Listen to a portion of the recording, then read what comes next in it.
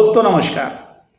आज पूरे देश में हर समाचार चैनल पर वीर सावरकर का नाम जरूर आ रहा है। कांग्रेसी यहाँ एक तरफ उन्हें देशभक्त मानने को तैयार नहीं है, वहीं राष्ट्रभक्त युवा उन्हें राष्ट्र का सबसे सच्चा सिपाही मानते हैं। अगर आप व्यक्तिगत दीपक ओरी की नज़र में देखें तो सावरकर माने तेज, सावरकर माने त्याग, सावरकर माने तप, सावरकर माने तत्व, सावरकर माने तर्क, सावरकर माने तारुण्य, सावरकर माने तीर, सावरकर माने तलवार।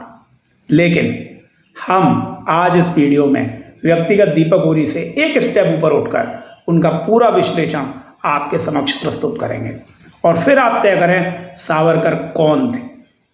दोस्तों एक आग्रह है, यदि वीडियो थोड़ा भी सही लगे तो प्लीज़ इसे अधिक से अधिक युवाओं तक भेजें, फॉरवर्ड करें, शेयर करें, जिससे ज़्यादातर युवा सावरकर की कहानी से परिचित हो सके। दोस्तों सबसे पहले समझते हैं कांग्रेस और वीर सावरकर के बीच मतभेद कहां से प्रारंभ हुए।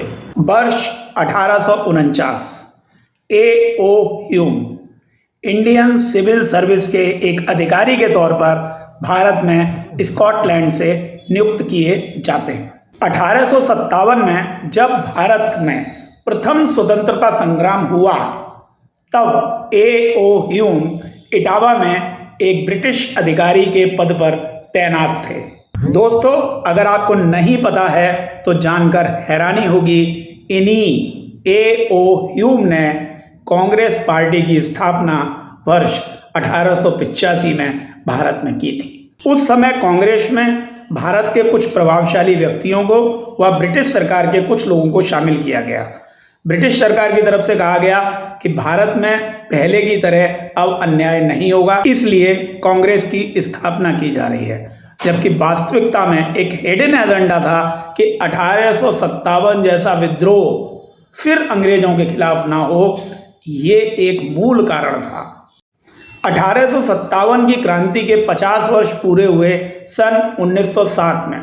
होना यह चाहिए था कि पूरे भारत में उस आंदोलन को याद करते हुए कार्यक्रम होते, पर कांग्रेस ने भारत में ऐसा नहीं होने दिया। वीर सावरकर ने 1857 के क्रांतिकारियों को जो उस समय मारे गए थे उन्हें शहीद कहा। यहीं से कांग्रेस और वीर सावरकर की विचारधारा के बीच टकराव हुआ। सावरकर उस समय लंदन में थे और वकालत की पढ़ाई कर रहे थे। इसके बाद कांग्रेस महात्मा गांधी की पार्टी बनी, जिसे महात्मा गांधी ने आज़ादी का मंच बनाया। आज़ादी के बाद कांग्रेस नेहरू की पार्टी बनी, जो सत्ता की पार्टी मेरी नज़र में कहलाई। दोस्तों अभी तक आपने समझा कैसे कांग्रेस और वीर सावरकर के बीच मतभेद प्रारंभ हुए। अब हम आपको बताते हैं वीर सावरकर की कहानी। आज़ादी की लड़ाई में सावरकर पहले व्यक्ति थे जिन्होंने अंग्रेजों का विरोध करने के लिए विदेशी कपड़ों की होली जलाने का फैसला किया। 1905 में उन्होंने विदेशी कपड़ों की होली जलाई। उस समय सावरकर पुणे के फर्ग्यूसन कॉलेज में पढ़ रहे थे।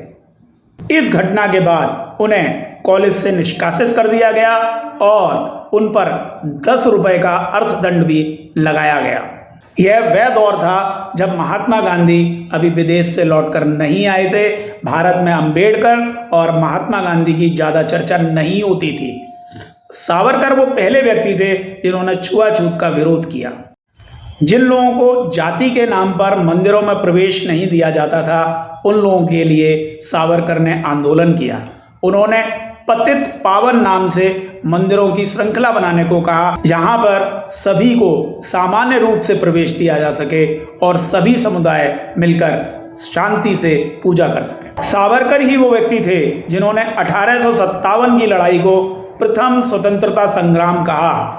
आज हम सब कहते हैं, लेकिन उस समय कोई नहीं कहता था। वीर सावरकर ने 1910 में एक पुस्तक लिखी, the Indian war of independence 1857।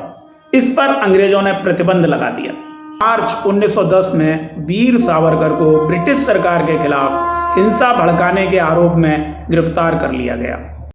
उन पर मुकदमा चलाया गया और वर्ष 1911 में उन्हें अंडमान निकोबार द्वीप पर काला पानी की सजा दी गई। उस समय काला पानी की सजा को बहुत कठोर माना जाता था। 693 कमरे वाली इस जेल में कैदियों के रहने के लिए बहुत कम जगह होती थी। रोशनी के लिए एक छोटा सा रोशनदान होता था। कैदियों को बेड़ियों में जकड़ कर रखा जाता था। उनसे तरह तरह की काम कराए जाते थे। अंग्रेज बहुत निर्दयी होते थे। रोज शाम को यातनाएं देने का क्रम लगातार जारी रहता था। इतने सब के बावजूद वीर सावरकर ने पत्थर की कलम बनाकर दीवार पर 8 से 10 हजार पंक्तियां लिखी, कविताएं लिखी। उन्होंने जेल की दीवार को कागज बना दिया और पत्थर को कलम। अंडमान की जेल में कई कैदी या तो फांसी लगा लेते थे या समुद्र में कूदकर आत्महत्या कर लेते थे। वहीं भारत के जो दूसरे जेल थे, जिनमें अन्य सत्याग्रही बंद थे, उन्हें विशेष सुविधा दी जाती थी। सावरकर को अगर समझना है तो आप ये समझें कि उन्होंने जो यातनाएं इस अंडमान जेल में सही, हम वह एक दिन भी नहीं सह सकते। लेकिन उनका मानना था यदि भारत को आज़ाद कराना है तो हमें जिंदा रहना होगा। आत्महत्या करके हम भारत को आज़ाद नहीं करा सकते, हमें आज़ाद भी होना होगा। इसके लिए उन्होंने रणनीति बनाई। तो अब हम बात करते हैं वह विवाद जिस पर आज कांग्रेस विवाद खड़ा कर रही है, वीर सावरकर द्वारा अंग्रेजों को लिखे गए माफी पत्र। वीर सावरकर 1911 से 1923 12 वर्ष जेल में रहे। उन्होंने इस दौरान 8 दया याचिकाएं अंग्रेज सरकार को लिखी। सावरकर का मानना था कि एक रणनीति बनानी है जिससे हम आज़ाद हो सकें और फिर भारत के स्वतंत्रता संग्राम में योगदान दे सकें। पहली जो उन्होंने याचिका लिखी 1911 में, उसे अंग्रेज सरकार ने नहीं माना।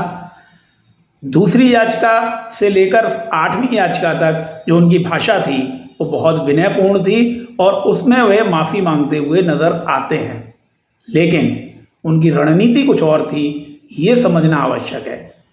वे चाहते तो अपने साथियों की तरह कुछ और साथी जो आत्महत्या का प्रयास कर रहे थे, उन्होंने कहा ऐसा करने से हमारी लड़ाई कमजोर हो जाएगी। गांधी जी ने भी उनके इस पक्ष को सराहा है। उन्होंने कहा है कि उनकी दया याचिकाएं इस प्रकार की नहीं थी कि वे अंग्रेजों से माफी मांग रहे हैं, बल्कि वह एक रणनीतिक चाल थी। दोस्तों, आखिर में एक और महत्वपूर्ण बात बताना चाहूंगा। जब गांधी जी की हत्या हुई तो प्रथम चार्जशीट में वीर सावरकर का भी नाम था, परंतु कोर्ट ने उनको बाइज्जत बरी किया। वे 1966 तक जिंदा रहे, लेकिन कई ऐसे नेता थे जिन्होंने उनको राष्ट्र के सामने नहीं आने दिया। दोस्तों, मैंने केवल अपना मत रखा है। इस वीडियो के माध्यम से मैं युवाओं को वीर सावरकर के बारे में बताना चाह रहा था। अब आपको तय करना है, क्या उन्हें हमें गौरव की नज़रों से देखना है। मेरी नज़र में वो एक सच्चे राष्ट्रभक्त थे। आपकी नज़र में क्या है, कृपया कमेंट बॉक्स में लिख के बताएं। यदि वीडियो अच्छा लगा हो तो इसे फॉरवर्ड करें, इसे शेयर करें, लाइक करें, चैनल को सब्सक्राइब करें। आगे भी इसी प्रकार वीडियो के क्रम जारी रहेंगे। जय हिंद, जय भारत।